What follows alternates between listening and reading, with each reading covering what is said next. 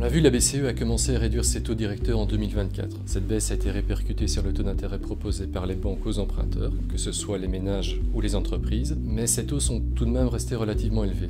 La baisse des coûts de financement n'a pas encore donné lieu à une reprise vraiment tangible sur le marché immobilier, du moins pas au cours des 3 premiers trimestres de 2024. On le voit notamment à la stagnation des ventes et du prix des logements, ainsi qu'à la baisse du nombre de permis de bâtir.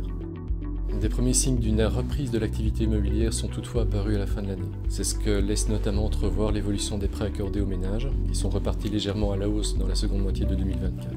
La demande de financement bancaire des entreprises a quant à elle un peu faibli par rapport à 2023. Au bout du compte, les taux d'endettement des ménages et des entreprises ont donc globalement diminué en 2024.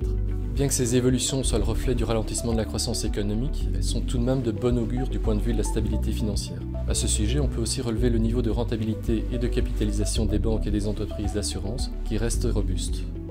Si l'image d'ensemble est très positive, il y a quand même quelques points d'attention. Par exemple, on note une légère hausse des faillites et des défauts sur les crédits bancaires dans la construction et l'immobilier. Ce sont d'ailleurs des secteurs auxquels les banques sont exposées, en particulier en ce qui concerne l'immobilier commercial. Les entreprises d'assurance y ont elles aussi beaucoup investi. Elles sont donc vulnérables à une éventuelle correction des prix sur ce marché.